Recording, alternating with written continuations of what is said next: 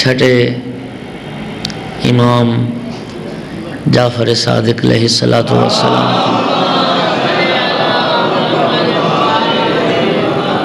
خدمت عالیہ میں کسی نے سوال کیا،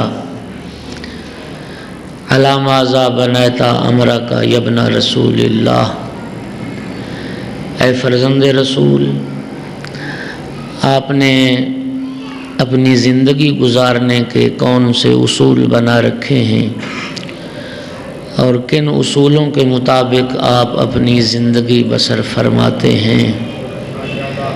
میرے مولا نے ارشاد فرمایا، علی اربعۃ اشیاء، میری زندگی گزارنے کے 4 اصول ہیں، میں 4 اصولوں کے مطابق زندگی بسر کرتا ہوں۔ بظاہر حضرت کا یہ جواب اس سائل کے لیے ہے جس نے سوال کیا، لیکن منصب امامت منصب ہدایت ہے، منصب رہبری ہے۔ در حقیقت حضرت کا یہ جواب قیامت تک آنے والے ہر اس فرد کے لیے ہے جو خود کو جعفری کہلانے پہ فخر کرتا ہے۔ کل کی تقریر میں امام صادق علیہ السلام کی ترویج علوم اور نشر علوم اور خدمت شریعت پیغمبر کے حوالے سے گفتگو تھی، اور آج کی میری اس مجلس کا موضوع حضرت کا وہ ایک فرمان ہے جس میں امام علیہ السلام نے زندگی گزارنے کے اصول اور طریقے بتائے ہیں۔ میں اس دعا کے ساتھ یہ بیان کروں اور آپ اس امید کے ساتھ سماعت فرمائیں کہ اللہ رب العزت ہمیں بھی مولا کے بتائے ہوئے ان طریقوں کے مطابق زندگی گزارنے کی توفیق عطا فرمائے، تاکہ ہم اپنے عمل و کردار سے بھی جعفری ہونے کا ثبوت فراہم کر سکیں۔ آپ سارے حضرات مل کے ایک دفعہ بلند آواز سے صلوات پڑھیں۔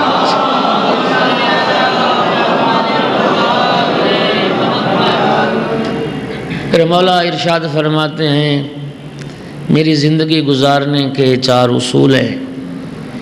پہلا اصول فرمایا، علمت ان عملی لا یعملہ غیری فاجتہدت۔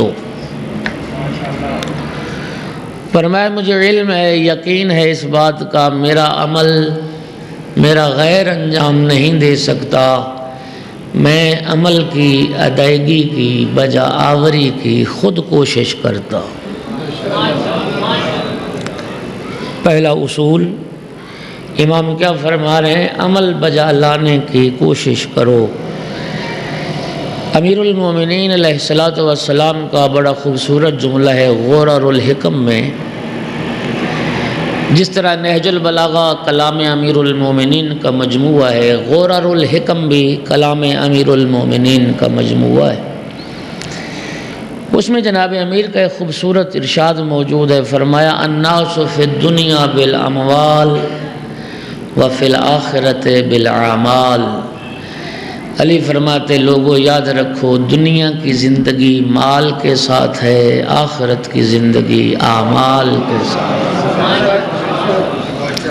اور نہج البلاغہ میں جناب امیر کے وہ خوبصورت جملے موجود ہیں، فرمایا، لا تکن ممن یرجو الآخرۃ بغیر العمل۔ علی مولا فرماتے ہیں ان لوگوں میں سے نہ ہو جانا جو آخرت کی جنت کی امید رکھتے ہیں، عمل نہیں کرتے۔ بغیر عمل کیے، بغیر کچھ کیے جو آخرت کی امید رکھتے ہیں ان میں سے نہ ہو جانا۔ یحب الصالحین ولا یعمل عملہم، ان لوگوں میں سے نہ ہو جاؤ جو نیک لوگوں سے محبت تو کرتے ہیں لیکن ان والے اعمال انجام دینے کے لیے تیار نہیں۔ یبغض المذنبین وہو عہدہم، گناہ گاروں سے نفرت کا اظہار تو کرتے ہیں لیکن خود گناہ چھوڑنے کے لیے تیار نہیں، ان لوگوں میں سے نہ ہونا۔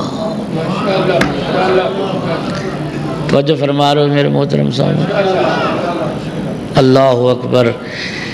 عمل امیر المومنین نے فرمایا العمل شعار المومن، مومن کا شعار عمل ہے، مومن گفتار کا غازی نہیں ہوتا، مومن کردار کا غازی ہوتا۔ توجہ فرما رہے ہیں آپ؟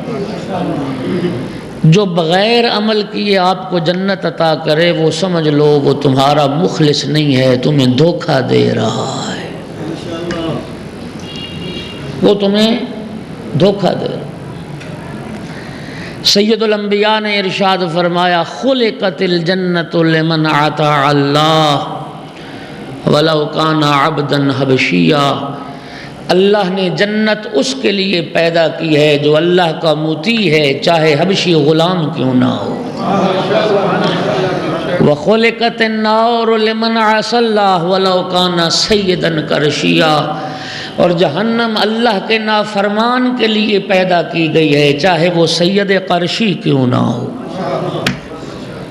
اللہ اکبر، اللہ اکبر۔ جی چونکہ موضوع تربیتی اخلاقی اور ہر روز سنتے ہو کہ قرآن و اہل بیت کے فرمان کی روشنی میں جناب امیر المومنین کا خوبصورت جملہ سرگودہ والو قدر کرنا، بڑا فصاحت و بلاغت سے پر جملہ جناب امیر کا، فرمایا تحصل الجنت بالعمل لا بالعمل۔ علی مولا فرماتے ہیں خواہش کرنے سے جنت نہیں ملتی، عمل کرنے سے جنت ملتی۔ مجھے بتائیے اگر خواہش کرنے سے جنت ملنی ہوتی تو دنیا میں کوئی ہے ایسا جسے جنت کی خواہش نہ ہو؟ دنیا میں کوئی ہے ایسا جسے جنت کی تمنا نہ ہو؟ حتیٰ وہ جو خود کچھ دھماکے کر رہے ہیں وہ بھی جنت کی خواہش رکھتے ہیں۔ میں کہا کرتا ہوں کہ جہنم کے کنارے پہ کھڑے ہو کے جنت کی خواہش کرتے، جہنم کے راستے کے چلنے والے بھی جنت کی خواہش کرتے ہیں۔ جناب امیر فرماتے ہیں خواہش کرنے سے جنت نہیں ملتی، عمل کرنے سے جنت ملتی۔ سرکار دو عالم کی خدمت میں ایک صحابی رسول حاضر ہوا، ناکہ پہ سوار تھا، سرکار دو عالم اصحاب کی محفل میں تشریف فرما تھے۔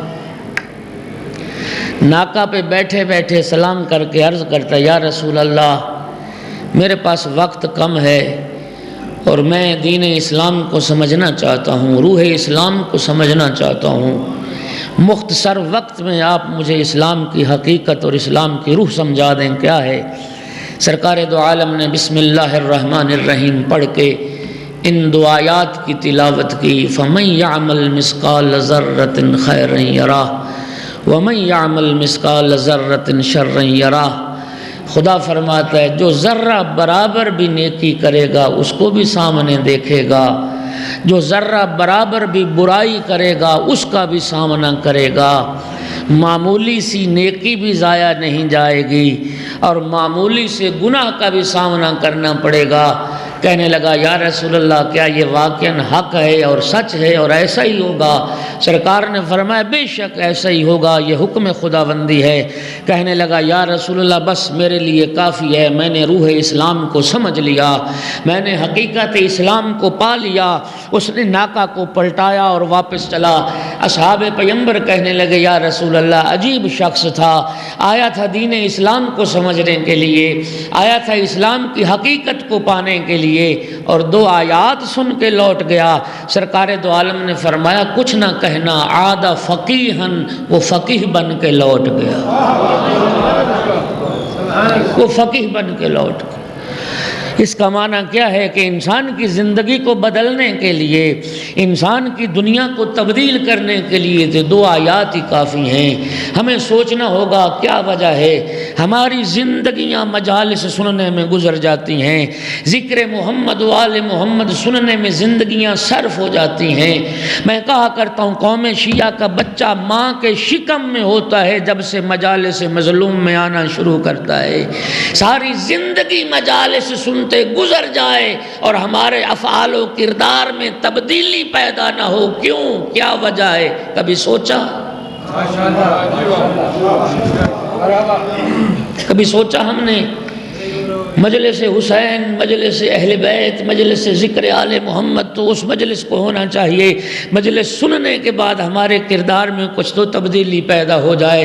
پہلے جھوٹ بولتا تھا تو سچوں کا ذکر سننے کے بعد جھوٹ چھوڑ دے، پہلے بے نماز تھا نمازیوں کا تذکرہ سن کے نماز شروع کر دے، پہلے روزے کا پابند نہیں تھا روزے داروں کا ذکر سن کے روزے کا پابند بن جائے۔ ہمارے کردار و افعال میں آل محمد کا ذکر یہ تبدیلی پیدا کیوں نہیں کر رہا؟ کہیں خدا نہ خواستہ یہ وجہ تو نہیں ہے کہ پہلے لوگ آتے تھے مجالس میں کچھ لینے کے لیے۔ او میرے شیعہ سنی بھائیو، او میرے محترم سامعین، رب کعبہ کی قسم کھا کے کہہ رہا ہوں کہ کسی مذہب و ملت میں تبلیغ دین کا، ترویج دین کا، حفاظت دین کا ایسا مؤثر ذریعہ نہیں جیسا اللہ نے حسین کے صدقے میں ہمیں عطا فرمایا۔ کیوں نہیں؟ اللہ اکبر، یا رسول اللہ، اللہم صلی علی محمد۔ خدا را زاویہ نگاہ بدلنے کی ضرورت ہے، زاویہ فکر تبدیل کرنے کی ضرورت ہے۔ مظلوم کے ذکر میں، آل محمد کے تذکرے میں آؤ کچھ سیکھنے کے لیے، اپنی زندگیوں کو سنوارنے کے لیے، اپنے اعمال میں تبدیلی پیدا کرنے کے لیے، اور یقین فرمائیے جب کچھ سیکھنے کے لیے آئیں گے تو یقیناً محمد و آل محمد کا فرمان ہماری زندگیوں میں انقلاب پیدا کرتا ہے۔ عمل کی کوشش کرو، عمل۔ سرکار دو عالم نے فرمایا، جملہ سننا اور توجہ سے سننا، لعنت المرجئۃ علی لسان 70 نبیّا۔ سرکار دو عالم نے فرمایا 70 انبیاء نے گروہ مرجئہ پر لعنت فرمائی۔ مرجئہ، قیل ومل مرجئۃ یا رسول اللہ، کسی نے عرض کیا یا رسول اللہ وہ مرجئہ کون لوگ ہیں جن پہ 70 انبیاء نے لعنت فرمائی؟ سرکار دو عالم نے فرمایا الذین یقولون الایمان قول بلا عمل۔ سرکار دو عالم نے فرمایا مرجئہ وہ لوگ ہیں جو کہتے ہیں کہ ایمان زبانی اقرار کا نام ہے، عمل کی ضرورت نہیں۔ جو کہتے ہیں زبانی اقرار کافی ہے، عمل کی ضرورت نہیں، وہ مرجئہ ہیں۔ اور مرجئہ پہ 70 انبیاء نے لعنت فرمائی۔ امیر المومنین فرمایا کرتے تھے لو کان الایمان کلاما لم ینزل فیہ صوم ولا صلاۃ ولا حج ولا زکوٰۃ۔ اگر ایمان زبانی اقرار کا نام ہوتا، اس میں نماز نہ ہوتی، اس میں روزہ نہ ہوتا، اس میں حج نہ ہوتی، اس میں زکوٰۃ نہ ہوتی۔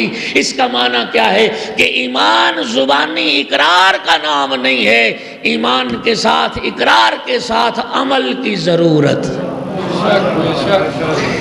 آؤ نہج البلاغہ اٹھاؤ۔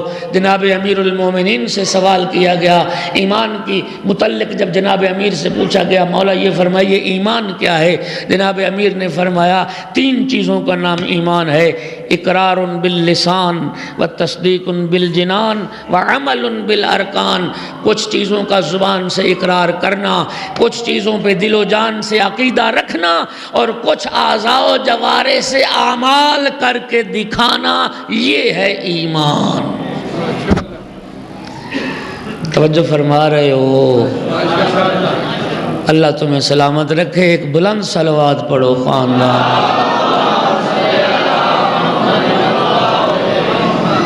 عمل سے زندگی بنتی ہے، جنت بھی جہنم بھی۔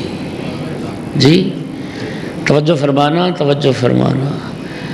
محبت محمد و آل محمد، ولایت محمد و آل محمد، رب کعبہ کی قسم یہ قبولیت اعمال کی شرط ہے۔ آئے ہائے، قبولیت اعمال کی شرط ہے۔ محبت محمد و آل محمد علیہ السلام۔ ایک صلوات بلند تر پڑھ دی۔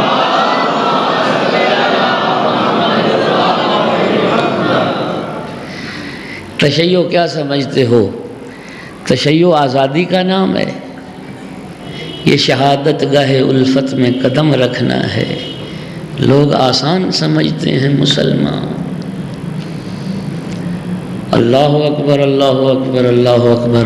لوگ کہتے ہیں لا اکراہ فی الدین، کہ دین کے معاملے میں کوئی جبر نہیں ہے۔ اصلاح فرما لیں اور اس وضاحت کو ذہن نشین کر لیں۔ ہاں، کافر اگر کوئی رہے اس کو اختیار ہے، نہ پڑھے کلمہ، نہ بنے مسلمان، نہ توحید، رسالت، امامت، ولایت کا اقرار کرے، اس کو اختیار ہے۔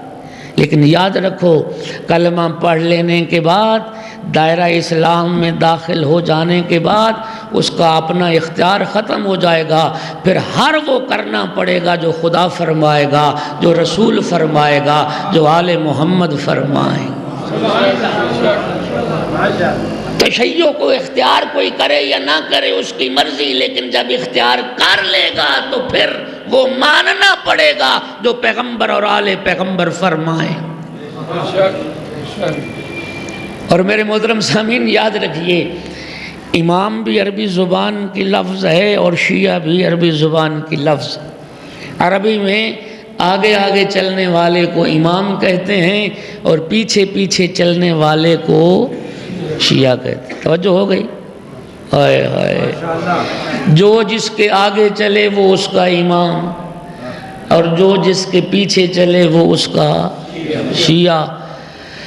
دنیا میں امام بہت سارے، خداوند عالم قرآن مجید میں ارشاد فرماتا ہے فَقَاتِلُوا أَئِمَّةَ الْكُفْرِ، کفر کے اماموں کو قتل کر ڈالو۔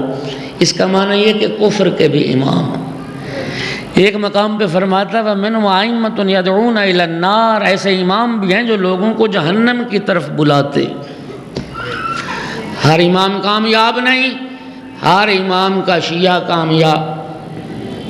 خدا کی قسم، متفق علیہ متواتر حدیث جسے صاحب تحفہ اثنا عشری جیسے متعصب نے بھی ذکر کیا کہ سرکار دو عالم نے فرمایا تھا یا علی انتا و شیعتک ہم الفائزون یوم القیامہ، قیامت کے دن کامیاب امام علی ہے اور کامیاب شیعہ علی کے ہیں۔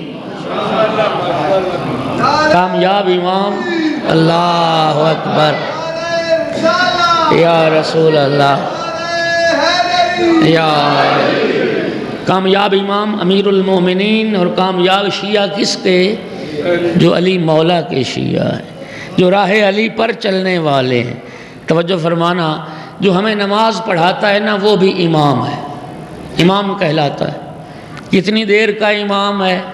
جتنی دیر نماز پہ صرف ہوتی ہے، 5-7 منٹ کا امام ہے، امام جماعت۔ شیعہ سنی احباب، کتنا خوبصورت ہے مذہب اہل بیت کہ 5-7 منٹ کے لیے بھی ہر کسی کو امام نہیں بنا سکتے۔ ہائے ہائے ہائے، 5-7 منٹ کے لیے بھی ہر کسی کو امام نہیں بنا سکتے۔ مذہب اہل بیت کہتا ہے جو 5-7 منٹ کا امام ہے اس کے لیے عدالت شرط ہے، جو دین و دنیا کا امام ہے اس کے لیے عصمت شرط ہے۔ امام جماعت کو عادل ہونا چاہیے، امام کائنات کو معصوم ہونا چاہیے۔ اور میرے محترم، شریعت نے جسے 5-7 منٹ کا امام قرار دیا ہے، شریعت اس کی مخالفت کو بھی حرام کہتی ہے۔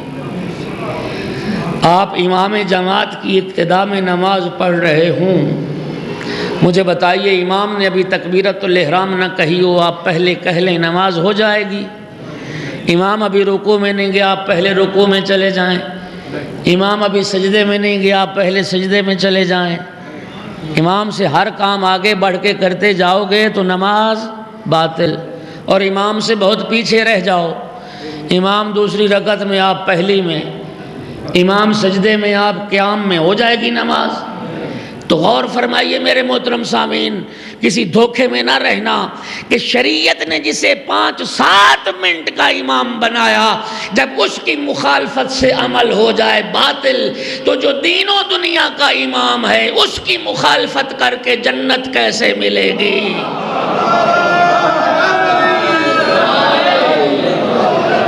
جنت جنت کیسے ملے گی؟ اس لیے امام محمد باقر علیہ السلام نے فرمایا انما شیعتنا من شیعنا واقتدى باعمالنا، ہمارا شیعہ وہ ہے جو ہماری راہ پہ چلتا ہے، ہمارے اعمال کی اقتداء کرتا ہے، بات عمل کی ہو۔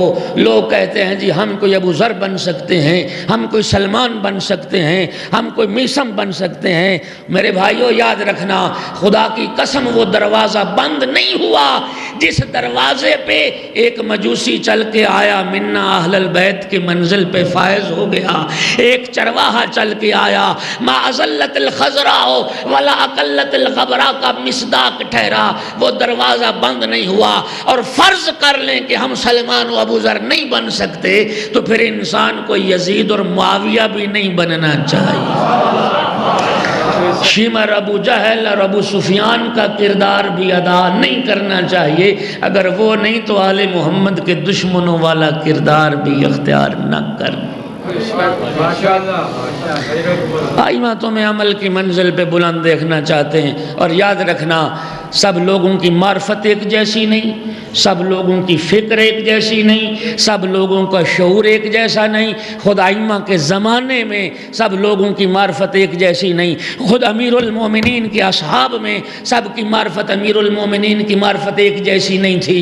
یہ کیوں؟ سلمان ایمان کے 10 درجے، ایمان کے 10 درجے سنتے رہتے ہو۔ یہ سلمان تھے جو ایمان کے 10ویں درجے پہ فائز ہے، یہ ابو ذر ہے جو ایمان کے 9ویں درجے پہ فائز ہے، یہ مقداد ہے جو ایمان کے 8ویں درجے پہ فائز ہے۔ جہاں جن ہستیوں نے حقیقت کو دیکھا، معصوم کو دیکھا، معرفت تو ان کی بھی ایک جیسی نہیں، لیکن معرفت کا اختلاف تمہیں یہ اجازت نہیں دے گا کہ دوسرے مومن کی توہین کر، دوسرے مومن کو گالی دے۔ معرفت تو ایک جیسی نہیں ہے۔ اگر تیری معرفت زیادہ ہے تو تجھے یہ حق تو نہیں پہنچتا کہ جن کی معرفت کم ہے ان کو گالی دے اور شیعت سے نکال دے۔ اور یاد رکھ، جنت بھی کسی ایک حال کا نام نہیں، جنت بھی کسی ایک کمرے کا نام نہیں کہ سب لوگ اسی ایک کمرے اور حال میں داخل ہو جائیں گے۔ امام جعفر صادق علیہ السلام نے ارشاد فرمایا انا عدد درجات الجنت علی عدد آیات القرآن۔ میرے مولا صادق فرماتے ہیں جنت کے اتنے ہی درجے ہیں جتنی قرآن کی آیتیں ہیں، جنت کے اتنے درجات ہیں جتنی قرآن کی آیات ہیں۔ جنت میں پست درجے بھی ہیں، جنت میں بلند درجے بھی ہیں، بلند سے بلند تر درجے بھی ہیں۔ کیا سمجھتے ہو قیامت کے دن یہ درجات کی تقسیم انہی اعمال کی بنیاد پہ ہوگی۔ عمل جتنے جتنے بلند ہوتے جائیں گے مومن کے درجے بھی بلند ہوتے جائیں گے۔ صلوات پڑھیے محمد و آل محمد۔ دو برائیاں ہیں، میں معاف کرنا، میں پیشگی معذرت کر رہا ہوں سارے سامعین سے۔ 2 چیزوں میں ہماری ملت مبتلا ہو رہی ہے، معاف کرنا۔ کچھ لوگ نماز اور اعمال کی طرف متوجہ نہیں ہیں، اور جو کچھ لوگ نماز کی طرف متوجہ ہیں وہ سمجھتے ہیں کہ میں نے نماز پڑھ کے سارے دین پہ عمل کر لیا۔ توجہ کرنا، توجہ کرنا۔ کچھ نماز کی طرف آ نہیں رہے، اور کچھ لوگ یہ سمجھتے ہیں کہ ہم نے نماز پڑھ لی اب سارے دین پہ عمل ہو گیا۔ یاد رکھنا، نہ یہ طریقہ ٹھیک ہے نہ وہ طریقہ ٹھیک ہے۔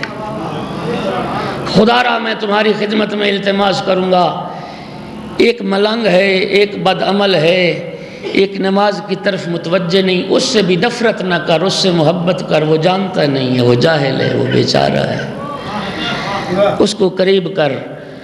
تشیع کی ملت کیسے تشکیل پائے گی؟ علماء، فقہاء، مراجع، مومنین، نمازی، ماتمی، عزادار، یہ سارے مل کے ایک ملت تشیع ہے۔ سب کا عمل ایک جیسا نہیں، سب کی معرفت ایک جیسی نہیں۔ حدیث عرض کر رہا ہوں، سننا۔ امام صادق علیہ السلام کی خدمت میں ایک حضرت کا چاہنے والا آیا۔ میرے مولا نے پوچھا، جہاں جس علاقے سے وہ آ رہا تھا، مولا نے وہاں اپنے رہنے والے محبوں کے حالات پوچھے، اس علاقے میں ہمارے محب رہتے ہیں، ان کی حالت کیا ہے، ان کی کیفیت کیا ہے؟ مولا کا وہ صحابی عرض کرتا ہے مولا میں تو ان سے برات کا اظہار کرتا ہوں، میں ان سے بری ہوں، وہ تو بڑے بدعمال تھے، نہ نماز پڑھتے تھے نہ روزے رکھتے تھے، وہ بڑے بدعمل تھے، میں برات کا اظہار کرتا ہوں۔ جب یہ جملے کہے میرے مولا غضبناک ہوئے، فرمایا اگر تو اس لیے ان سے برات کا اظہار کر رہا ہے کہ ان کا عمل تجھ جیسا نہیں ہے، تو پھر ہم تجھ سے برات کا اظہار کرتے ہیں، تیرا عمل ہم جیسا نہیں۔ اگر تو ان سے اس لیے برات کا اظہار کر رہا ہے کہ وہ تجھ جیسے نہیں ہیں، تو پھر ہم کو تجھ سے بری ہو جانا چاہیے کہ تو ہم جیسا نہیں ہے، اور اللہ کو ہم سے بری ہو جانا چاہیے کہ ہم خدا جیسے نہیں۔ اللہ اکبر، یا رسول اللہ، یا اللہم صلی علی محمد۔ خدا را ہر زمانے میں، پیغمبر کے زمانے میں، ائمہ کے زمانے میں، ائمہ کے اصحاب میں سب لوگوں کی معرفت ایک جیسی نہیں تھی، سب لوگوں کا عمل بھی ایک جیسا نہیں تھا۔ خدا کے لیے محبت محمد و آل محمد اور ولایت علی ابن ابی طالب کا ہمارا ایک مضبوط رشتہ ہے۔ خدا کے لیے اس محبت و ولایت کے رشتے پہ جمع ہو جاؤ، نفرت نہ کرو، نکال دو۔ بہت ساری چیزیں ہیں اور بہت سارے لوگ ہیں جو نفرت کرنے کے قابل ہیں، ان سے نفرت کر جن سے نفرت کرنے کا خدا و رسول کہتا ہے۔ مومن سے نفرت نہ کر، محب علی سے نفرت نہ کر، جو علی ولی اللہ پڑھتا ہے اس سے نفرت نہ کر۔ اللہ اکبر، اللہ اکبر۔ توجہ فرمانا میرے محترم سامعین، عمل کی طرف توجہ دیجئے۔ امام صادق علیہ السلام نے فرمایا میری زندگی کا پہلا اصول یہ ہے میں عمل کے بجا لانے کی کوشش کرتا ہوں۔ اور خدا را میں کہوں گا ایک بندہ اگر نمازی نہیں، وہ نماز کی توہین تو نہ کرے، نماز کا استہزاء تو نہ کرے، نماز کا مذاق تو نہ اڑائے۔ دعا کر اللہ ہمیں نمازی بنائے، دعا کر اللہ ہماری نسلوں کو نمازی بنائے۔ توجہ فرمائیے، پیغام کربلا، پیغام عاشورہ، امام زین العابدین علیہ السلام نے جہاں امام حسین علیہ السلام کی اور شہدائے کربلا کی شہادت کے بعد جہاں ہمیں عزاداری منانے کا حکم دیا ہے، عزاداری کر کے دکھائی ہے، غم حسین میں آنسو بہا کے دکھایا ہے، وہیں پہ امام نے نمازیں پڑھ کے بھی دکھایا۔ سید سجاد جیسا اگر عزادار کوئی نہیں تھا، سید سجاد جیسا عبادت گزار بھی کوئی نہیں تھا۔ اور میں کہا کرتا ہوں، اور یہاں مجلس میں بھی میں نے ایک جملہ کہا تھا، جو لوگ آج بھی سمجھتے ہو ہاتھ میں اور پاؤں میں کڑی پہن کے یہ سمجھتے ہو کہ میں سید سجاد کی شبیہ بن گیا ہوں، کبھی نماز پڑھ کے بھی سید سجاد کی شبیہ بن جا، کبھی سجدہ خالق بجا لا کے بھی سید سجاد کی شبیہ بن جا۔ وہ دوستو اس تقسیم کو ختم کرو کہ کچھ نمازی ہوں اور کچھ ماتمی ہوں، نہیں، ہر ماتمی کو نمازی ہونا چاہیے اور ہر نمازی کو ماتمی ہونا چاہیے۔ نمازی عزادار ہونے چاہیے، عزادار نمازی ہونے چاہیے۔ یہ نماز بھی کربلا سے پہنچی، یہ عزاداری بھی کربلا سے پہنچی۔ وہ ہاتھ جو تکبیرۃ الاحرام کے لیے اٹھتے ہیں وہ غم حسین میں بھی اٹھنے چاہیے، جو ہاتھ غم حسین میں اٹھتے ہیں وہ تکبیرۃ الاحرام کے لیے بھی اٹھنے چاہیے۔ عجیب بات ہے، لوگ کہتے ہیں جی مجلس حسین افضل ہے یا نماز افضل ہے، تضاد ہے، ٹکراؤ ہے۔ تم نماز اور مجلس کی بات کرتے ہو، حیات پیغمبر میں تو وہ مرحلہ آ گیا تھا جہاں حسین اور نماز اکٹھے ہو گئے تھے۔ سرگودا کے غیور مومنین، علم دوست مومنین، اللہ تمہاری حفاظت فرمائے، اللہ تمہیں سلامت رکھے۔ یہ وہ روایت ہے کہ قوم شیعہ کا بچہ شیعہ سنی سب اس روایت کو سمجھتے ہیں، سب اس روایت کو پڑھتے ہیں، اور سنتے سنتے صدیاں گزر گئیں کہ امام حسین علیہ السلام جب پشت رسالت پہ سوار ہو گئے تھے حالت سجدہ میں، تو پاک پیغمبر نے سجدہ سے سر نہیں اٹھایا. ایسے ہی ہے نا, میرا تھوڑا ساتھ دینا. یہ روایت سنتے آئے, اہل منبر سے سنتے آئے ہو. اہل منبر نے جو نتیجہ نکالا وہ نتیجہ نہیں ہونا چاہیے تھا, نتیجہ اس سے بلند ہونا چاہیے تھا. لوگوں نے نتیجہ یہ نکالا, اصول اور فروع کے جھگڑے پیدا کر دیے. انہوں نے کہا حسین اصول ہے, نماز فروع ہے, لہٰذا جب حسین آ جائے تو نماز کی حیثیت کیا ہے. یہ روایت, یہ نتیجہ تم سنتے رہتے ہو اور سنتے رہے ہو. میں بھی آج 3 نتیجے اس روایت کے پیش کروں گا. ان نتیجوں کو اپنے دل و دماغ میں جگہ دینا. میرے محترم سامعین, پہلی بات یہ ذہن نشین کر لیں اور اصلاح کر لیں کہ اصول اور فروع کی جو تقسیم ہے اس کی بنیاد یہ نہیں ہے کہ جن چیزوں کی اہمیت زیادہ ہے انہیں اصول دین کہہ دیا, جن کی اہمیت کم ہے انہیں فروع دین کہہ دی. اہمیت کا زیادہ یا کم ہونا اصول اور فروع کی تقسیم کی بنیاد نہیں. اصول اور فروع کی تقسیم کی بنیاد یہ ہے کہ جن چیزوں کا تعلق عقیدے سے ہے انہیں اصول دین کہتے ہیں, جن کا تعلق عمل سے ہے انہیں فروع دین کہتے ہیں. او میرے شیعہ سنی احباب, اگر تم اصول و فروع کا نتیجہ نکالتے ہو, امام حسین اصول تھے اور نماز رک گئی تھی, مجھے یہ بتا کیا امامت اصول میں ہے اور رسالت اصول میں نہیں؟ کیا وہ رسول جو نماز پڑھ رہا تھا وہ رسالت اصول میں شامل نہیں؟ آئے آئے, مرضی ہے آپ کی, مرضی ہے آپ کی. وہ رسالت بھی تو اصول میں شامل ہے. وہ جو رسول نماز پڑھا رہا ہے وہ تو اصول میں شامل ہے. اور میرا سوال ہے, مجھے بتائیے کبھی پیغمبر نے نماز چھوڑی؟ بولو تو صحیح. کبھی کسی امام نے نماز چھوڑی؟ نہیں چھوڑی. تو پھر مجھے بتا, جب اصول فروع کا پابند نظر آئے, ہائے ہائے ہائے, جب اصول فروع کا پابند نظر آئے تو اس بحث کی گنجائش کہاں رہتی ہے کہ اصول کی اہمیت زیادہ اور فروع کی اہمیت کم؟ نا نا نا نا نا, جن چیزوں کا تعلق عقیدے سے انہیں اصول دین کہتے ہیں, جن کا تعلق عمل سے ہے انہیں فروع دین کہتے ہیں. میرے شیعہ سنی احباب, 3 نتیجے اس روایت کے میں دینے لگا ہوں. لوگوں نے نتیجہ نکالا, نماز کو حقیر اور معمولی بنا کے پیش کیا. میرے 3 نتیجے بھی سننا. میرے محترم, جب امام حسین علیہ السلام پشت رسالت پہ سوار ہو گئے, پاک پیغمبر نے, مجھے بتاؤ, نماز چھوڑ دی تھی؟ بولیے بولیے بولیے, نماز چھوڑ دی تھی؟ کیا کیا تھا؟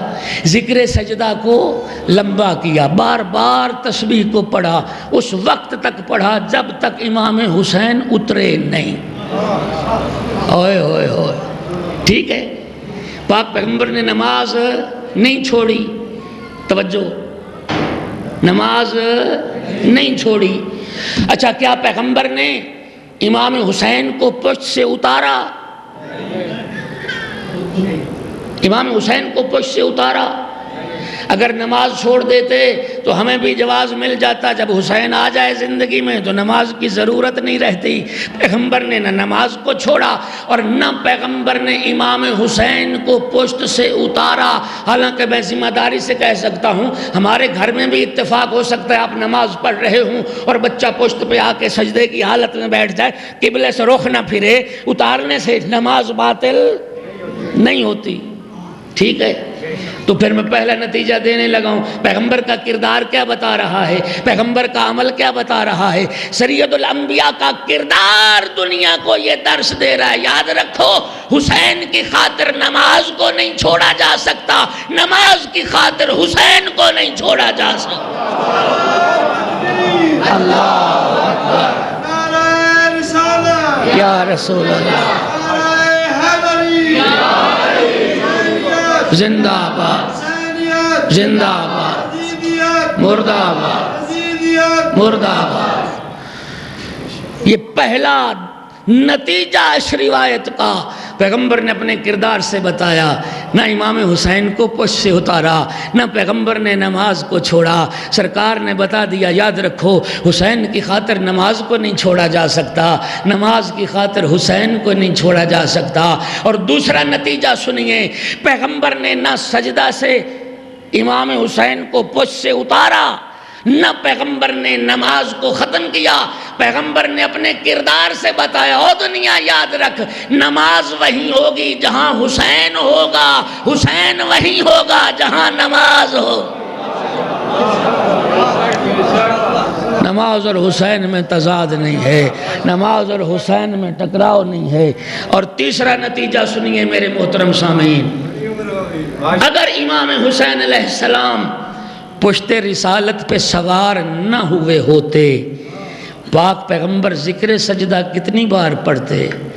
بولو تو صحیح، 3 بار پڑھتے۔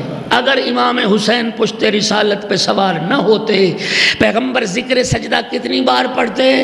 3 بار۔ اور جب امام حسین علیہ السلام پشت رسالت پہ سوار ہو گئے، پیغمبر نے ذکر سجدہ کتنی بار پڑھا؟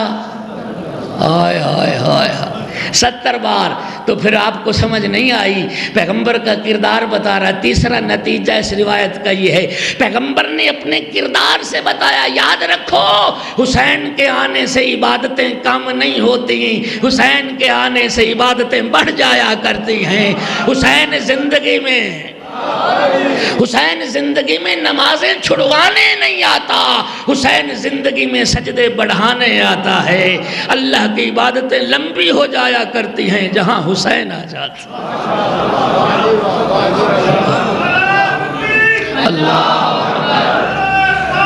یا رسول اللہ، یا زندہ باد مردہ باد، اللہم صلی علی محمد آل محمد۔ اپنے عقیدے کی بھی حفاظت کر، اپنے اعمال کی بھی حفاظت کر۔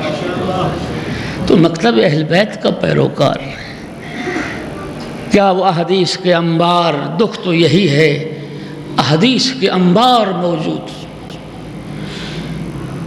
کوئی سننے والا نہیں ہے، کوئی خواہش کرنے والا نہیں ہے، کوئی ائمہ کے فرامین سننے کی خواہش کوئی نہیں کرتا، بانیان مجلس تقاضا نہیں کرتے، مجالس فیل ہوتی ہیں لوگوں کی آل محمد کے فرامین سنانے سے۔ خدا کی قسم ہماری احادیث کی 4 کتابیں ہیں، کتب اربع، برادران کی حدیث کی 6 کتابیں ہیں جنہیں سیاہ کہتے ہیں، ستہ کہتے ہیں۔ لیکن جانتے ہو محققین کی تحقیق ہے، اگر سیاہ ستہ میں سے تکراری روایات کو نکال دیا جائے، تکراری روایات کو نکال دیا جائے، ان کے پورے حدیث کا مجموعہ ہمارے کافی شریف جتنا بھی نہیں بنتا۔ اتنا ذخیرہ ہے کلام اہل بیت کا، اتنا ذخیرہ ہے ہمارے پاس کلام معصومین کا۔ کبھی تو وقت آئے گا، کبھی تو دنیا میں وہ تبدیلی آئے گی جب بانیان خواہش کریں گے کہ ہمیں جعفر صادق کا فرمان سنا، ہمیں محمد باقر کا فرمان سنا۔ کبھی تو لوگ پیدا ہوں گے جو منبر پہ یہ چٹ لکھ کے بھیجا کریں گے، وہ پڑھنے والا کوئی تو معصوم کا فرمان سنا کے دنیا سے چلا جائے۔ آئے گی کبھی تبدیلی، خواہش کرنے والا کوئی۔ انبار احادیث، اسی لیے سرکار امام رضا علیہ السلام نے فرمایا تھا، بلند صلوات پڑھیں، سرکار رضا نے فرمایا تھا رحم اللہ عبدا من احیا امرنا، اللہ کی رحمتیں نازل ہوں اس انسان پر جو ہمارے امر کو زندہ کرتا ہے۔ قیل فکیف یحیی امرکم یا ابن رسول اللہ، پوچھا گیا فرزند رسول آپ کا امر کیسے زندہ ہو سکتا ہے؟ فرمایا یتعلم علومنا ویعلمها الناس، فرمایا 2 چیزوں سے ہمارا امر زندہ ہوگا، 2 چیزوں سے ہمارا مذہب زندہ ہوگا۔ وہ 2 چیزیں کون سی؟ ہمارے علوم سیکھو، ہمارے علوم لوگوں کو سکھاؤ، ہمارا کلام لوگوں تک پہنچاؤ۔ اور پھر سرکار رضا کے یہ جملے سننا، فرمایا الناس لو علموا محاسن کلامنا لاتبعونا، اگر لوگ ہمارے کلام کے حسن کو جان لیتے ہماری اتباع بھی کرتے۔ اللہ اکبر، یہ سرکار رضا علیہ السلام کے جملے۔ اگر لوگ ہمارے کلام کے حسن کو جان لیتے، ہماری اتباع بھی کرتے، اتباع کی منزل میں پیچھے کیوں رہ گئے، اتباع کی منزل میں ہم دور کیوں رہ گئے؟ صرف اس لیے کہ کلام معصوم ہم تک نہیں پہنچا، احادیث اہل بیت ہم تک نہیں پہنچی، وہ سنانے والا ہی کوئی نہیں۔ ہمارے ممبر سے یہ چیز ختم ہو۔ اگر حضرت فرماتے ہیں ہمارے کلام کے حسن کو دنیا جانتی، ہماری اتباع بھی کرتی، ہماری پیروی بھی کرتی۔ شیعہ تو ہوتا ہی وہ ہے جو راہ علی پر چلے، راہ امیر المومنین پر چلے۔ اور دیکھنا میرے محترم سامعین، راہ علی کیا ہے؟ نماز۔ راہ علی کیا ہے؟ زکوٰۃ۔ راہ علی کیا ہے؟ یتیم پروری۔ راہ علی کیا ہے؟ جہاد۔ راہ علی کیا ہے؟ روزہ۔ جی پڑھیے سیرت امیر المومنین۔ بڑے بڑے عبادت گزار دنیا میں آئے۔ عبادتیں دو طرح کی ہیں، مالی عبادتیں اور بدنی عبادتیں۔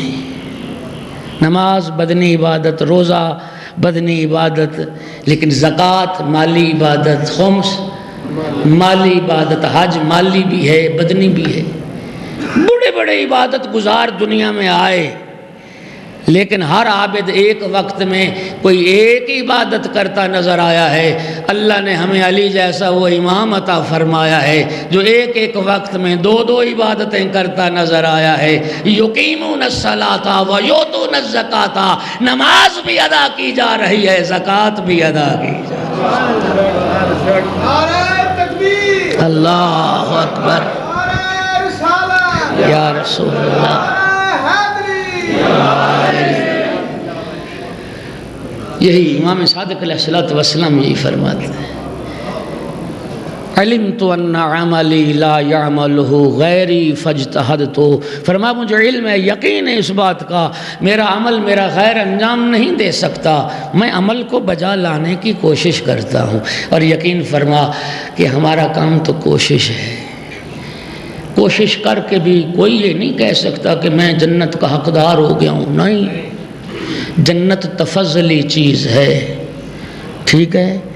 تو کوشش کر، پھر شفاعت کا دروازہ بھی کھلا ہے، پھر ایک نہیں 14 معصوم ہستیاں شفاعت کرنے والی، اصحاب ائمہ شفاعت کرنے والے، شہداء شفاعت کرنے والے، فقہاء شفاعت کرنے والے۔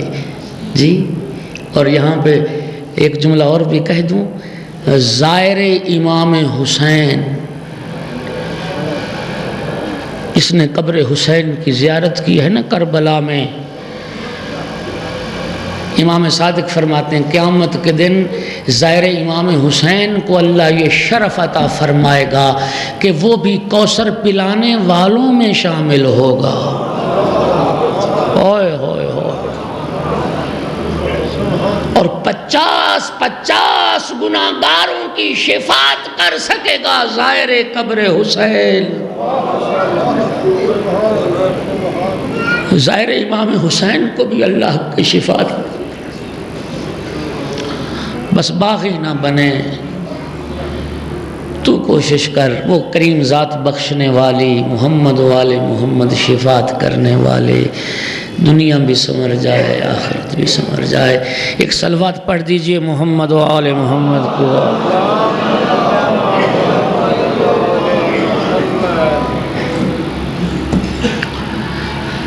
میں نے تو چاہا تھا کہ اس مجلس میں حضرت کے بتائے ہوئے وہ 4 اصول زندگی بیان کر پاؤں گا، لیکن وقت جو ہے وہ ساتھ نہیں دے رہا۔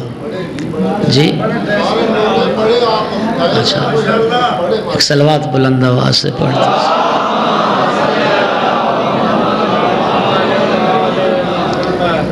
مولوی بالخصوص اہل ممبر وہ بدنام ہیں بھی، ان کو ممبر مل جائے تو پھر چھوڑتے نہیں ہیں۔ تو بہرحال اگر آپ خواہش کرتے ہیں تو سارے ایک بلند صلوات پڑھ دیجیے۔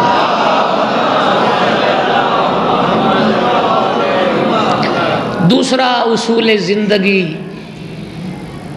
میرے مولا ارشاد فرماتے ہیں علمت ان رزقی لا یاکلہ غیری فاطماننت۔ مولا نے فرمایا میری زندگی کا دوسرا اصول یہ ہے، مجھے علم ہے، یقین ہے اس بات کا کہ میرا رزق میرا غیر نہیں کھا سکتا، میں اللہ کی ذات پہ مطمئن رہتا۔ آئے آئے آئے، یقین فرمائیے اس زمانے میں جتنا اضطراب ہے، جتنی بے چینی ہے، جتنی پریشانی ہے، وہ رزق کے معاملے میں پریشان۔ جی سارا دن اسی فکر میں گزرتا ہے، رات بھی اسی فکر معاش میں، دن بھی روزی کی فکر میں، رات بھی کل کیا کرنا ہے، کل کے منصوبے۔ جناب امیر نے فرمایا تھا دن کو روزی تلاش کیا کر، رات کو روزی رساں تلاش کیا کر۔ رات کو روزی رساں کو ڈھونڈ جی۔ اور رزق کے مسئلے میں پریشان نہ ہونا، رزق کے معاملے میں پریشان نہ ہونا۔ نہج البلاغہ میں جناب امیر نے فرمایا اما الارزاق مقسومۃ، رزق تو تقسیم شدہ ہیں، رزق تقسیم کر دیے گئے، جو تیرا حصہ ہے وہ تجھے مل کے رہے گا۔ نہج البلاغہ میں جناب امیر کا جملہ ہے، فرمایا دو چیزیں اللہ نے ایسی خلق فرمائی ہیں جن سے فرار ممکن نہیں، جن سے بھاگنا ممکن نہیں۔ نہ موت سے انسان بھاگ سکتا ہے، نہ رزق سے انسان بھاگ سکتا ہے۔ نہج البلاغہ میں وہ وصیت نامہ، چند مقام پہ وصیت کے جملے ہیں۔ ایک وصیت نامہ تو ہے جو بوقت شہادت حضرت نے وصیتیں فرمائیں، ایک وصیت نامہ وہ ہے جو مقام صفین سے جب مولا امیر پلٹے جناب حسنین کو وصیت فرمائی، اس میں خوبصورت جملہ ہے۔ امام مجتبیٰ کو فرماتے ہیں یا بنیا ان الرزق رزقان، رزق تطلبہ و رزق یطلبک۔ حسن بیٹا روزی دو طرح کی ہے، رزق دو طرح کا ہے، ایک وہ رزق ہے تو جس کی تلاش میں رہتا ہے، ایک وہ رزق ہے جو تیری تلاش میں رہتا۔ ہائے ہائے ہائے، رزق کے مسئلے میں پریشان نہ ہو۔ نہج البلاغہ میں جناب امیر نے فرمایا، یہ جملہ سننا جناب امیر کا، مولا علی فرماتے ہیں تعجب ہے ابن آدم سے جس چیز کی ضمانت اللہ رب العزت نے لی ہے، یہ انسان اسی شے کے بارے فکر مند رہتا۔ ہوئے ہوئے ہوئے ہوئے، جس چیز کا ضامن خدا ہو جائے اس کی فکر کرنی چاہیے جی، نہیں کرنی چاہیے۔ رب العزت قرآن مجید میں متعدد مقام پہ فرماتا ہے کوئی زیرو ایسا نہیں جس کا رزق میرے ذمہ نہ ہو۔ رزق کی ضمانت تو اس نے لی، اور سمجھنا میرے محترم رب ہونے کے ناطے سے کچھ ذمہ داریاں رب العزت کی بھی ہیں۔ ہوئے ہوئے ہوئے ہوئے، خالق ہونے کے ناطے سے، مالک ہونے کے ناطے سے کچھ اس کریم اللہ کی بھی ذمہ داریاں ہیں۔ ہمیں محتاج رزق پیدا کیا، رزق کا سامان فراہم کرنا اس کی ذمہ داری ہے۔ ہمیں محتاج ہدایت پیدا کیا، ہمارے لیے ہدایت کا انتظام کرنا اس کی ذمہ داری ہے۔ جس طرح ہمارا کام ہادی بنانا نہیں، ہادی کی بات ماننا ہے، اسی طرح میرے محترم رزق بھی اس نے اپنے ذمہ لیا ہے۔ تو کیوں پریشان ہوتا ہے؟ رازق تو وہ ہے۔ ہماری مجالس میں ایک اور کمی جو واقع ہوئی ہے، موعظہ ختم ہو گیا، واعظ ختم ہو گیا۔ ان الذکر تنفع المؤمنین فذکر ان الذکر تنفع المؤمنین۔ خالق فرماتا ہے یہ تذکر، یہ یاد دہان نہیں، یہ موعظہ، یہ صاحبان ایمان کے لیے نفع مفید ہے، لیکن ہمارے کان موعظہ سننے کے لیے تیار نہیں۔ خدا جانتا ہے انسان طاغوت نہیں بنتا جو موعظہ سننے کا عادی ہو۔ اگر اجازت دو تو ایک جملہ موعظہ کا جو رب العزت نے موعظہ کیا حضرت موسیٰ کو، چاہتے ہو سننا؟ ایک بلند صلوات پڑھ دیں محمد۔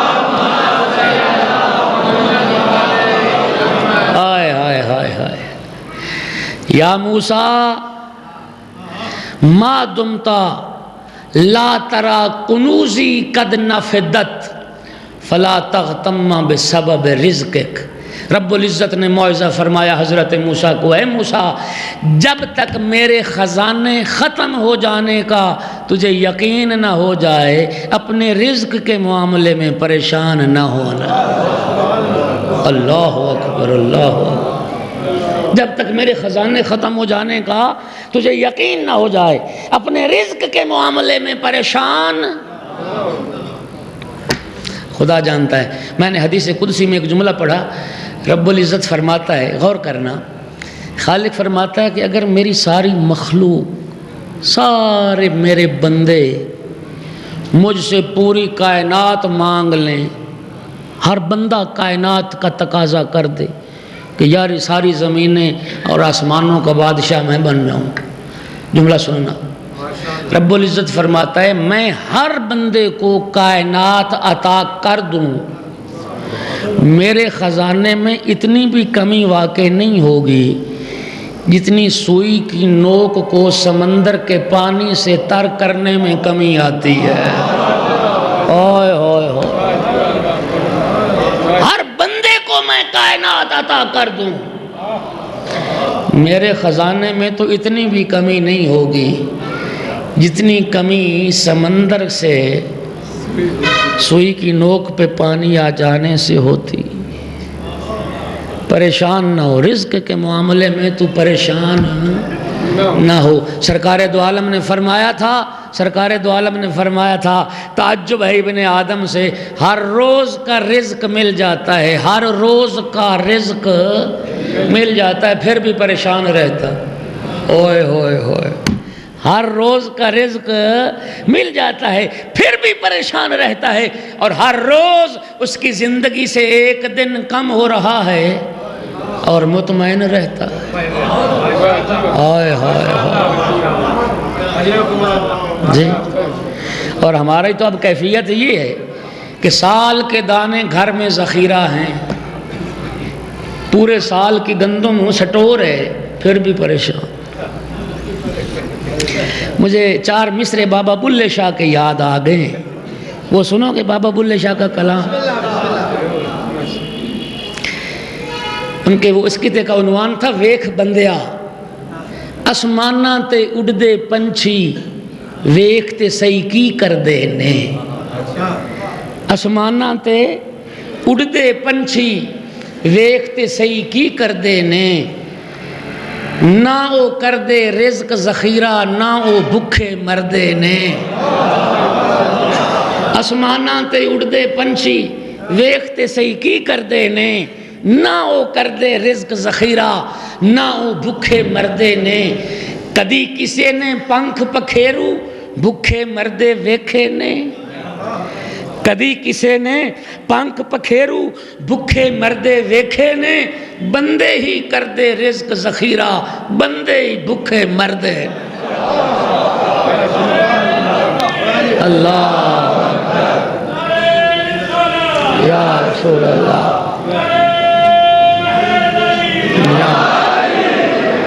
اور میں یہ سمجھتا ہوں کہ اللہم صلی علی محمد، بابا بلے شاہ کا یہ کلام، یہ در حقیقت امیر المومنین کے فرمان کا منظوم ترجمہ۔ مولا علی نے فرمایا تھا توکل پرندوں سے سیکھو، صبح روزی کی تلاش کے لیے نکلتے ہیں اور جب شام گھر واپس آتے ہیں تو کسی پرندے کی چونچ میں کل کے لیے کوئی دانہ نہیں ہوتا۔ میرے مولا صادق یہی فرماتے ہیں مجھے علم ہے، یقین ہے اس بات کا، میرا رزق میرا غیر نہیں کھا سکتا، میں اللہ کی ذات پہ مطمئن رہ۔ صلوات پڑھ محمد و آل محمد۔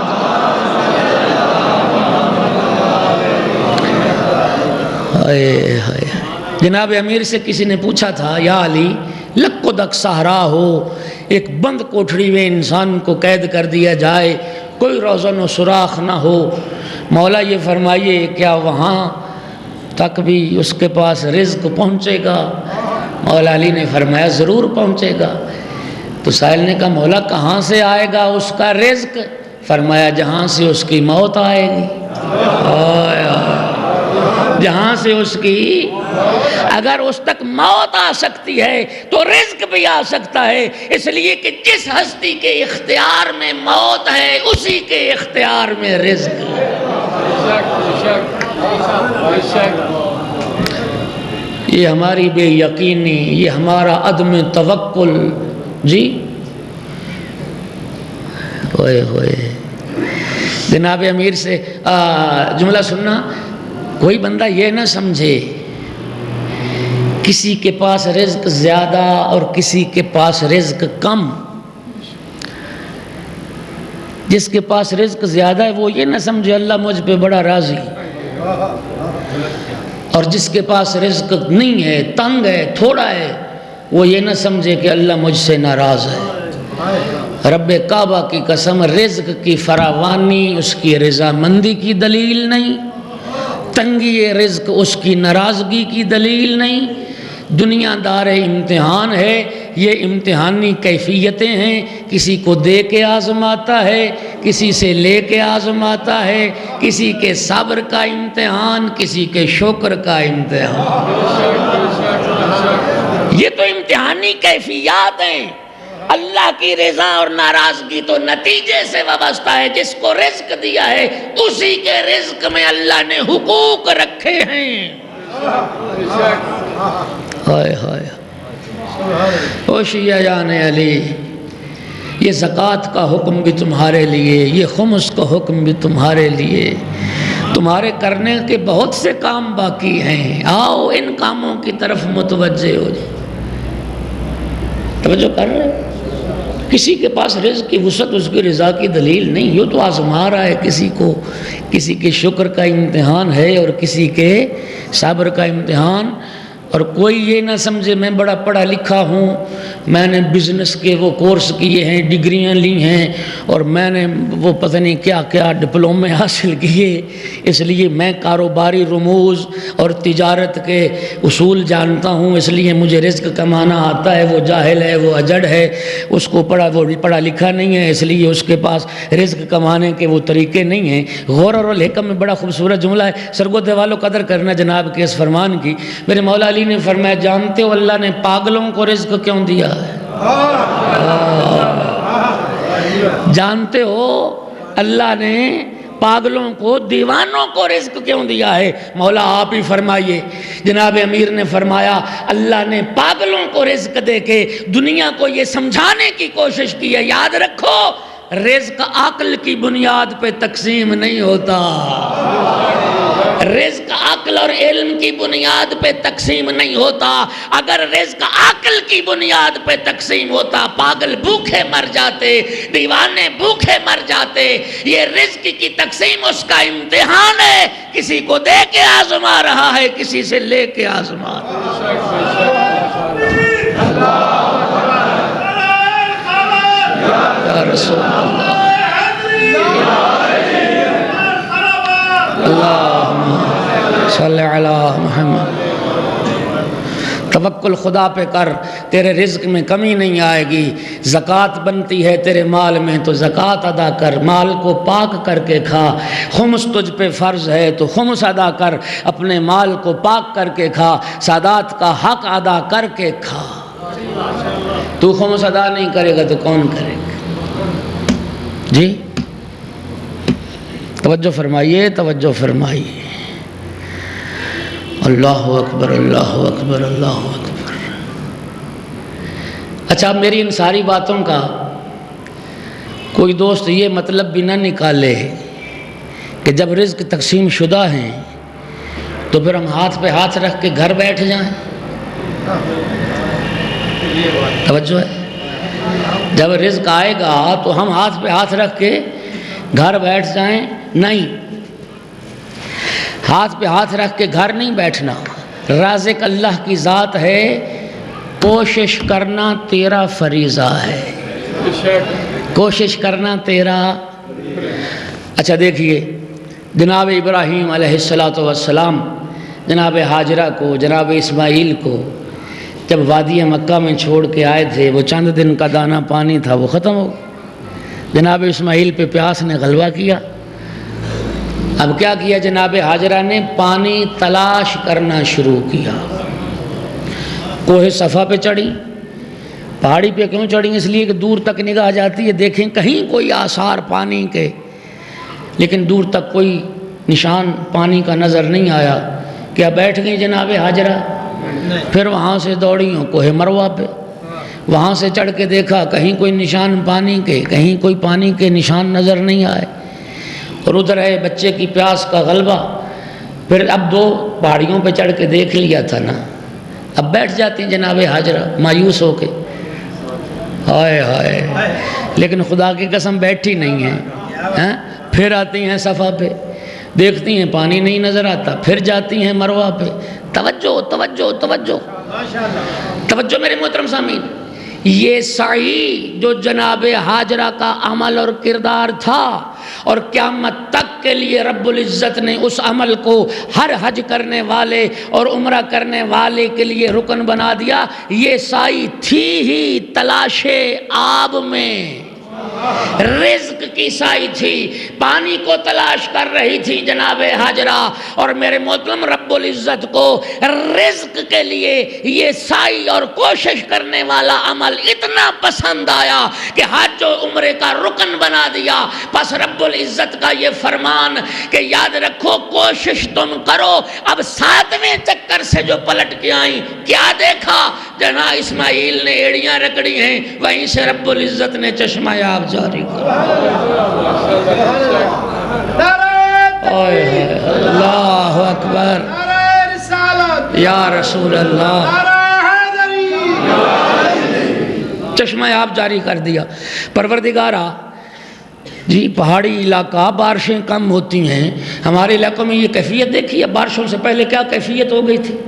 جانور مر رہے تھے، چارہ نہیں ملتا تھا، زیر زمین پانی کی سطح بہت نیچے ہو گئی تھی، اور وہ جانتے ہو پہاڑی علاقہ ہے، بارشیں کم ہوتی ہیں۔ خدا کی قسم ہزاروں سال سے قدرت نے جو چشمہ جاری کیا، پتہ نہیں کتنے ملین بلین گیلن اس سے پانی نکلتا ہے، اور اس میں کوئی کمی واقع ہے؟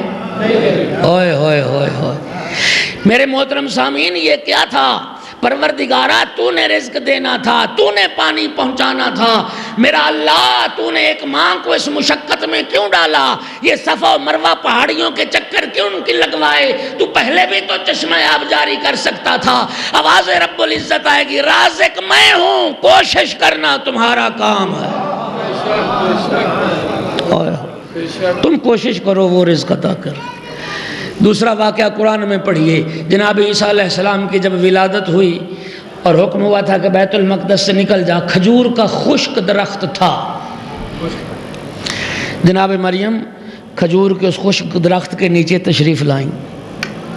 جناب عیسیٰ علیہ السلام کی ولادت ہو گئی، اب ماں کو ضرورت تھی غذا کی، اللہ رب العزت نے کھجور کے خشک درخت کو تر و تازہ بنا دیا، پھر اس پہ پھل لگا دیا، پھر پھل پکا کے تیار کر دیا۔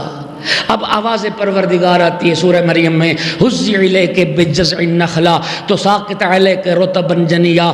مریم اب کھجور کے تنے کو پکڑ کے ہلاؤ، یہ تازہ کھجوریں تم پہ گرائے گا، اپنی ضرورت کو پورا کرو۔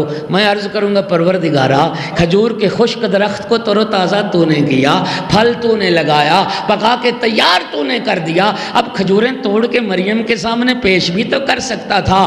آواز رب العزت آئے گی، جو کام مریم نہ کر سکتی تھی وہ میں نے کر دیا، اب کوشش کرنا مریم کا کام۔ رازق اللہ کی ذات ہے، کوشش کرنا تمہارا کام۔ مطمئن رہو، تمہارے رزق میں کمی نہیں آئے گی۔ زکوٰۃ دینے سے مال کم نہیں ہوگا، خمس دینے سے مال کم نہیں ہوگا، بڑھے گا تمہارا مال بڑھے گا۔ جی بہت وقت ہو جائے گا، یہ ایک جو جملہ ہے نا اصول زندگی، یہ ایک مجلس ہے کم از کم، بڑے اختصار سے کام لے رہا ہوں۔ میرے محترم، رزق کے مسئلے میں حضرت فرماتے ہیں پریشان نہ ہوئیے۔ جناب صدیقہ کبریٰ نے جو خطبہ فدق پڑھا تھا، اس میں جناب صدیقہ طاہرہ نے ایک منزل پہ احکام کے فلسفے کو بیان فرمایا تھا، اور اس میں جناب سیدہ طاہرہ نے جو زکوٰۃ کا فلسفہ بیان کیا تھا وہ یہی تھا کہ اللہ نے اس لیے زکوٰۃ کو فرض کیا، تمہارے مال کو پاک بھی بنایا جائے، تمہارے مال میں اضافہ بھی کیا جائے۔ یہ احکام خداوندی رزق میں قلت کے لیے نہیں، تمہارے رزق کو بڑھانے کے لیے ہیں اور تمہارے رزق کو پاکیزہ بنانے کے لیے ہیں۔ ایک صلوات پڑھ دیں محمد و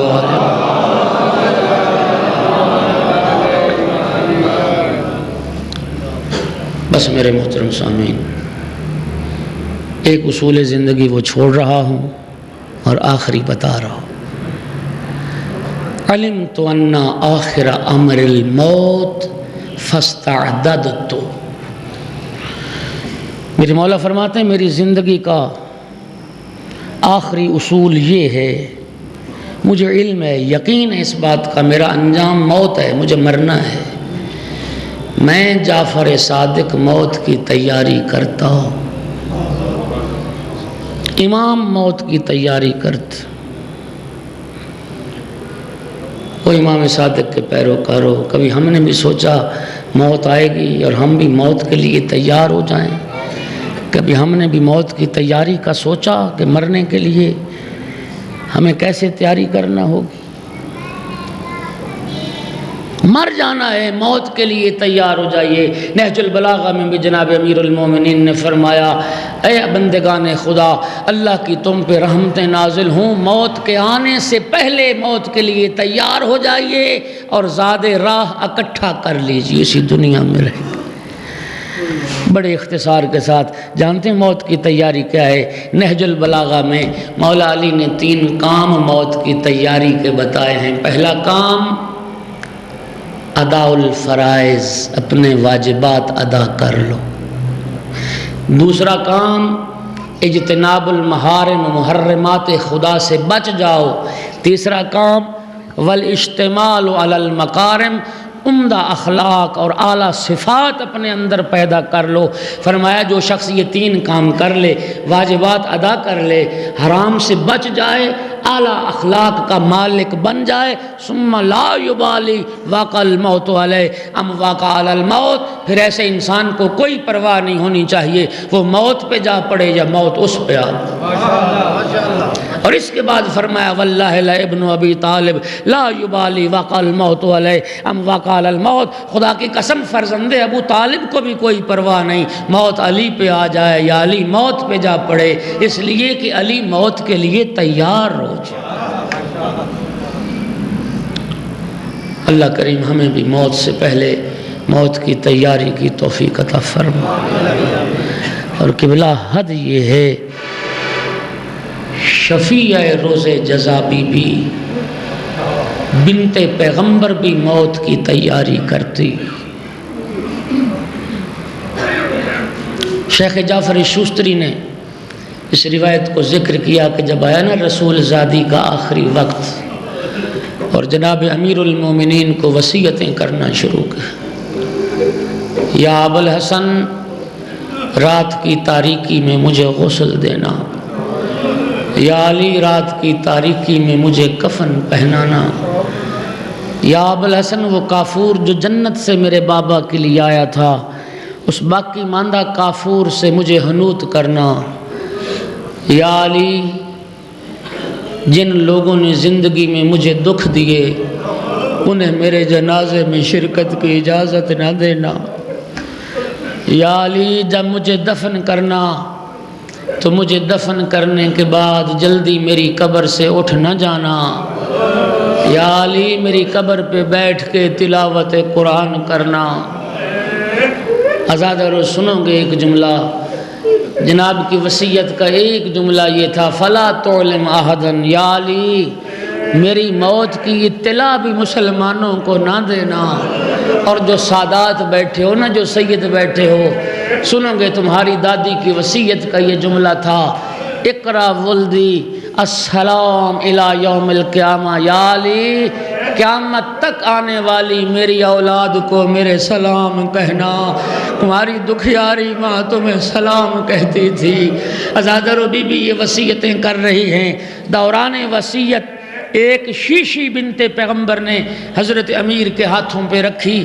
میری آقا زادی نے جب یہ شیشی رکھی نا، سرکار امیر نے پوچھا، یار فاطمہ زہرا بنت رسول اس شیشی میں کیا ہے؟ جناب سیدہ عرض کرتی ہیں، یا علی میرے بابا ایک دن واعظ فرما رہے تھے اور میرے بابا نے دوران واعظ فرمایا تھا ہر انسان کو مرنے کے بعد کچھ منزلوں سے گزرنا ہوگا، اور میرے بابا نے فرمایا تھا وہی انسان آسانی سے ان منزلوں کو عبور کر سکتا ہے جو خوف خدا میں روتا رہا ہو۔ یا ابوالحسن میں راتوں کو اٹھ اٹھ کے خوف خدا میں روتی رہی ہوں، میں نے اپنے آنسو اس شیشی میں جمع کیے ہیں، یہ میرا زاد آخرت ہے، یا علی یہ شیشی میرے ساتھ دفن کرنا۔ عزادارو سنا تم نے، شفیع روز جزا بی موت کی تیاری کرتی ہیں، اور جملہ سنو میرے مولا صادق فرماتے ہیں جب قیامت کا دن ہوگا ایک نورانی مرکب ہوگا جس پہ ہماری جدہ سوار ہوں گی، رحمت پروردگار کا سایہ ہوگا، جبرائیل نے اس مہار کو پکڑا ہوگا، اور جب ہماری جدہ کی سواری آئے گی نا میدان محشر میں، جبرائیل پکار کے کہے گا یا اہل معشر غضوا ابصارکم ونکسوا رؤوسکم، او اہل محشر اپنی نگاہیں جھکا لو، اپنے سر نیچے کر لو، حتی تجوز فاطمہ بنت رسول اللہ، رسول کی بیٹی فاطمہ آ رہی ہے۔ عزاداروں پڑھتے ہیں باز پڑھنے والے، آواز پروردگار آئے گی میرا حبیب تو بھی اپنی نگاہیں نیچی کر لے۔ رسول اللہ عرض کریں گے یا اللہ میری تو بیٹی ہے فاطمہ، آواز آئے گی جس حال میں فاطمہ آ رہی ہے میرا حبیب تو دیکھ کے برداشت نہ کر سکے گا، کیا کیفیت ہوگی زہرا کی۔ امام حسین کا کٹا ہوا سر ہاتھوں پہ ہوگا، عباس کے کٹے بازو، امام حسین کا وہ کرتا، امام حسن کا وہ زخمی کرتا، بی بی یہ سامان لے کے چلیں گی۔ جب سیدہ کی سواری چلتے چلتے عرش الہی کے قریب پہنچے گی، بی بی ناکا سے اتریں گی، ستون عدل الہی کو تھام کے بی بی ایک جملہ کہے گی یا عدل حکم بینی و بین قاتل ولدی، اے عادل بادشاہ آج فیصلہ کر میرے درمیان اور میرے حسین کے قاتلوں کے درمیان کیا قصور تھا میرے حسین کا، اور جسے میں نے چکیاں پیس پیس کے پالا۔ سیدہ عرض کریں گی پروردگارا مجھے میدان قیامت میں حسن اور حسین نظر نہیں آتے، آواز آئے گی انظری الی ورائک، اور میری کنیز ذرا جانب پشت نگاہ کر، بی بی پلٹ کے دیکھیں گی ایک قیامت کا منظر ہوگا، بغیر سر کے حسین کا دھڑ کھڑا ہوگا، گردن کی رگوں سے خون تازہ جاری ہوگا، سیدہ دیکھیں گی ایک چیخ بلند ہوگی، فشہقت شہقہ ایک چیخ بلند ہوگی، روتے روتے غش کر جائے گی زہرا، عزادارو غش سے افاقہ ہوگا، آواز رب العزت آئے گی او میری کنیز خاص فاطمہ مانگ بیٹے کی شہادت کے عوض کیا چاہتی ہے، سنو گے عزادارو، سیدہ دامن پھیلا دیں گی، عرض کریں گی پروردگارا او میں بیٹے کی شہادت کے عوض اور تو کچھ نہیں چاہتی، او میرے حسین کے شیعوں کو بخش دے،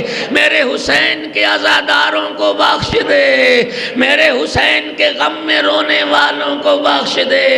عزادارو روایت تمام ہو گئی، عزادارو بس ایک جملہ، یہ میدان قیامت تھا، یہ میدان قیامت تھا جہاں جبرائیل کہہ رہا تھا او محشر والو اپنی آنکھیں بند کر لو، رسول کی بیٹی آ رہی ہے۔ میں کہتا ہوں ہائے قسمت علی کی بیٹیوں کی، کوئی نہ تھا کوفہ و شام کے دربار و بازار میں جو کہہ دیتا او کوفے والو نگاہیں بند کر لو علی کی بیٹیاں آ رہی ہیں، او شام والو سر جھکا لو علی کی بیٹیاں آ رہی ہیں۔ الا لعنت اللہ علی القوم الظالمین۔